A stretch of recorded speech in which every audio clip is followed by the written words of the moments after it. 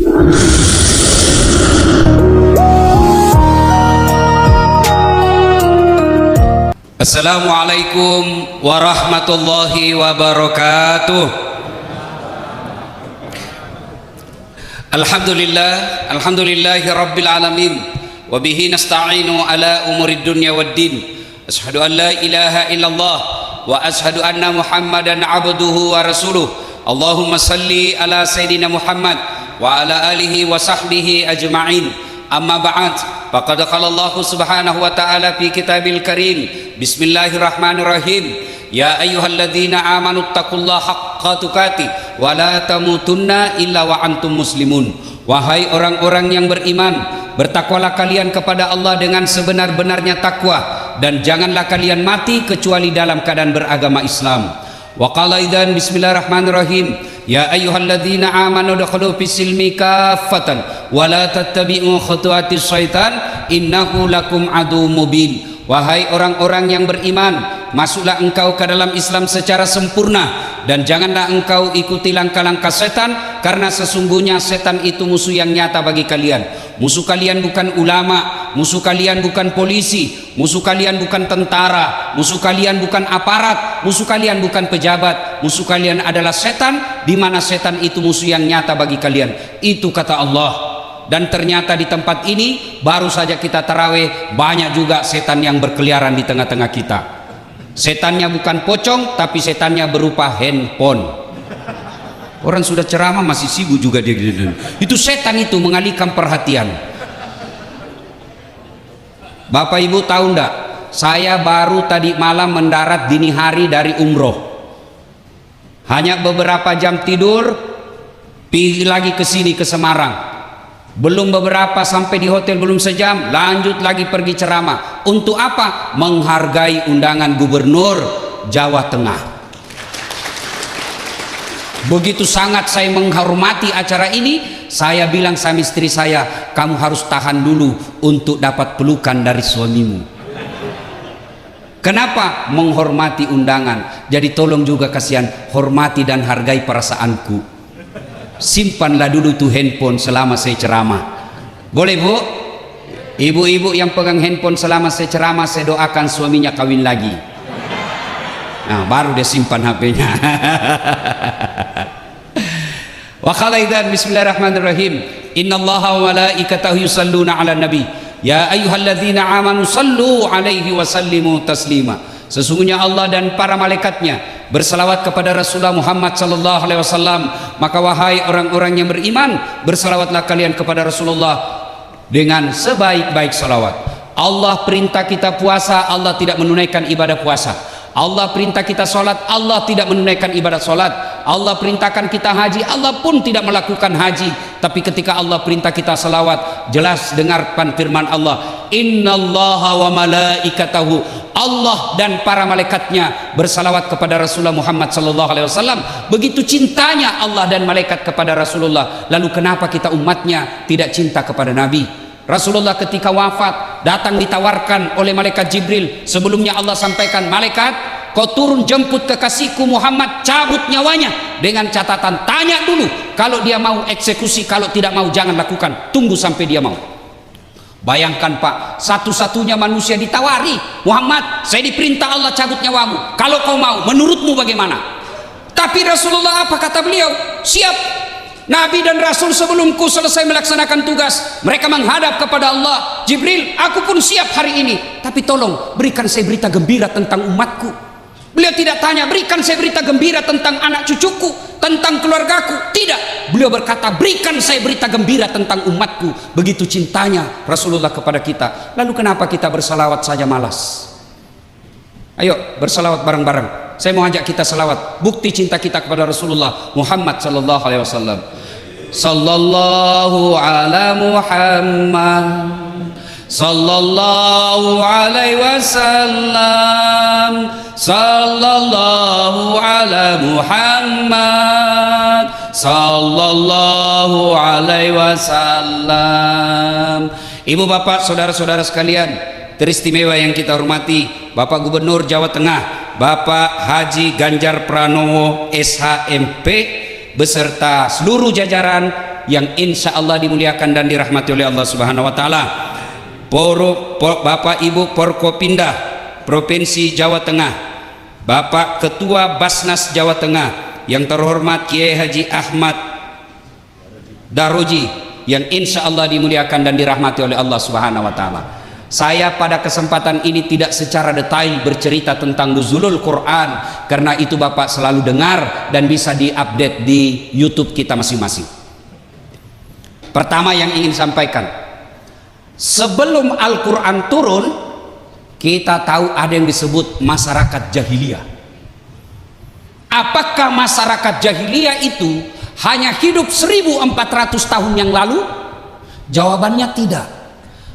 Meskipun Bapak Ibu tidur sekarang, hidup sekarang, puasa sekarang, tapi punya karakter masyarakat jahiliyah, Bapak Ibu termasuk orang jahiliyah. Apa masyarakat jahiliyah? Satu, sombong, takabur, angkuh. Jadi kalau ada orang Islam mengaku dirinya Islam, mengaku diri umat Rasulullah, tapi dia sombong, takabur, pongah, itu masyarakat jahiliyah. Dan Pak Gubernur, dosa setan yang ditiriskan sampai setik ini selalu dia kembangkan dan selalu ditanamkan kepada kita, dosa sombong. Apa yang kita mau sombongkan? Satu, ilmu. Aduh, ilmu, kalau Allah mau dicabut ilmu kita, pikun. Ada orang di kampus banyak sekali gelarnya, bertumpuk-tumpuk, profesor, dokter, tak. Begitu mau pensiun usia 70 tahun, mulai pikun-pikun Pak. Diprotes sama istrinya, Pak, biasanya kalau kau mau pergi mengajar kau cium-cium jidatku, ini sudah hampir 1 minggu tidak pernah lagi kau cium saya. Kata suaminya dalam hati, astagfirullah, berarti siapa kau cium selama ini? Ternyata pembantunya dia cium Pak. Apa mau sombong? Profesor, dokter, Allah cabut ilmumu, kau tidak bisa bedakan mana istrimu, mana pembantu. Pak Kadis jangan juga modus. Teman-teman sudah dengar ceramah ini, besok didapat di kamar sama nanya, Pak, saya kira mamamu nak. Apa yang kita mau sombongkan dengan ilmu? Allah jelaskan dalam Al-Quran, wa ma utitu minal ilmi illa qalila. Saya tidak berikan kamu ilmu kecuali sangat sedikit. Itulah makna kenapa kita tidak mengetahui arti alif lam mim, Toha, Yasin. Apa tujuannya? Allah ingin tunjukkan, jangan kau sombong dengan ilmu. Alif lam mim kau tidak tahu. Adakah ustadz yang sombong karena ilmunya? Banyak. Mana ustadz yang sombong? Yang tidak mau menerima perbedaan pendapat, seolah-olah hanya dia penghuni surga, kayak dia panitia hari kiamat. Aduh, dulu waktu saya kecil itu kalau kita sholat jamaah Pak di masjid subuh, kalau di samping kanan kita tidak kunut, kita tidak ribut Pak. Allahu Akbar, samping kanan kunut tidak ribut, kita cuma bilang dalam hati, oh Muhammadiyah, selesai. Sekarang Pak, dia belajarnya di YouTube, baru 3 minggu, baru 2 menit habis kuotanya, paham agama setengah-setengah, hanya dia tahu jingkrang, hanya dia tahu pelihara jenggot, hanya dia tahu bicara Arab setengah-setengah. Afwan, jazakallah ya ukhti, kaifa haluk ya habibi, kullu nafsin saikatil maut. Ya sudahlah, jangan sombong karena ilmu. 2, apa yang mau sombong? Jawatan. Gubernur mau sombong, aduh, 10 tahun men, selesai. Wabillahi taufiq wal hidayah. Gambang Garuda Pak Pranowo, Pak Ganjar, 10 tahun aja dipakai Pak. Begitu habis masa jabatan, Bapak masih mau pakai keliling Jawa Tengah, dibilangi gila Pak. Ayo, apa yang kita mau sombongkan? Kepala dinas kamu sombong, pret.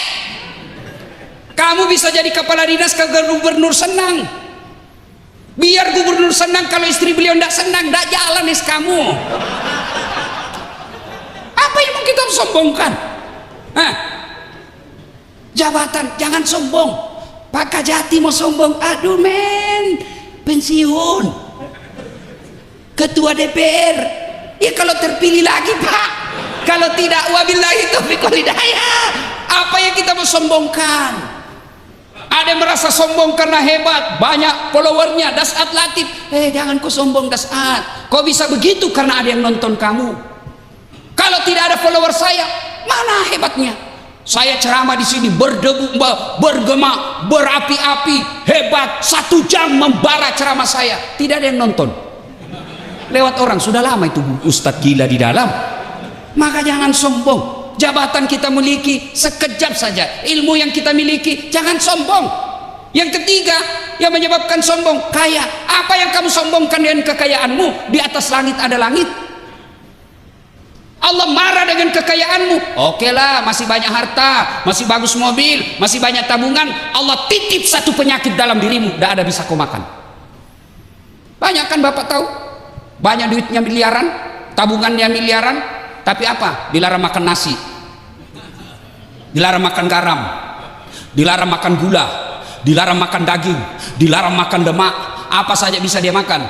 Ubi rebus. Duit 10 miliar ubi rebus saja bisa dia makan, Pak. Begitu dia ke dokter, apa kata dokter? Mohon maaf Pak Kadis, selama Bapak aktif sebagai PNS, Bapak tidak pernah kena sinar matahari.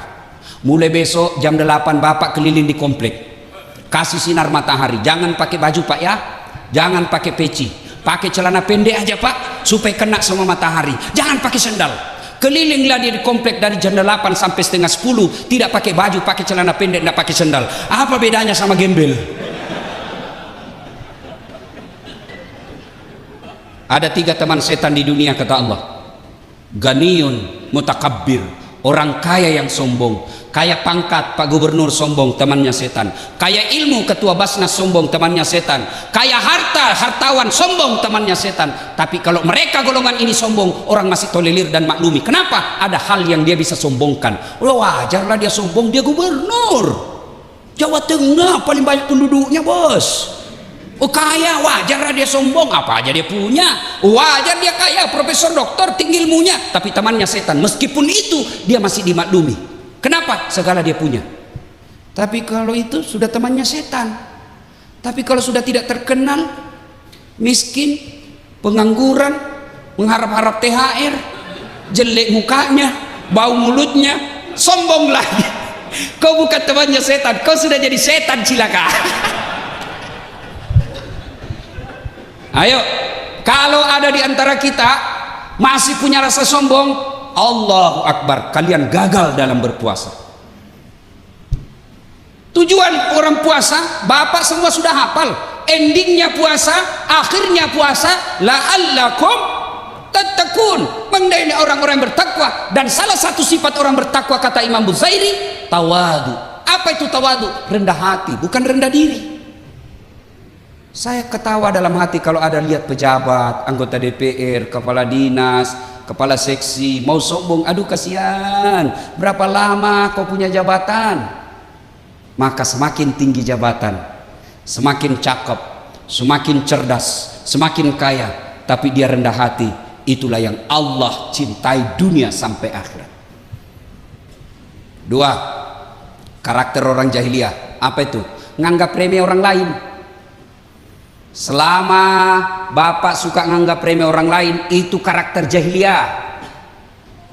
Allah larang Bapak pakai mobil mewah, silahkan, itu rezekimu. Allah larang pakai emas berlian, silahkan, itu rezeki, tidak dilarang Allah pakai. Kalau perlu pakai berlian itu gigi. Kan ibu-ibu sekarang itu begitu kayanya, giginya aja dia kawat Pak. Dulu waktu kita kecil pagar yang dikawat Pak, sekarang gigi dia kawat-kawatnya Pak. Kalau masih mahasiswa saya masih senang lihat Pak, tapi kalau sudah istri kepala dinas sudah mau 50 tahun pakai kawat juga terlambat.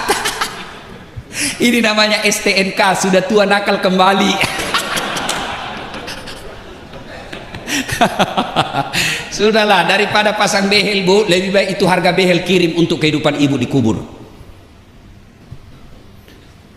Nganggap remeh orang lain.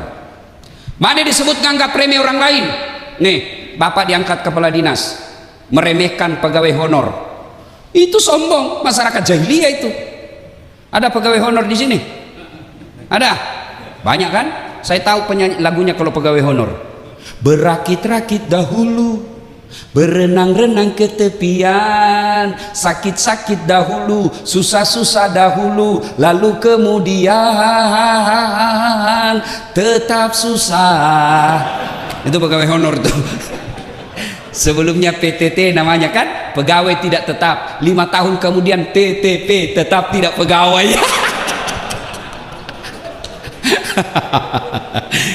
Ya. Nah, ketika masyarakat waktu itu di Mekah, jahiliyah namanya, sombong, nganggap remeh orang lain, takabur, congkak, itu kan Abu Jahal. Abu Lahab, Abu Jahal itu Pak, beliau itu cinta sama Nabi.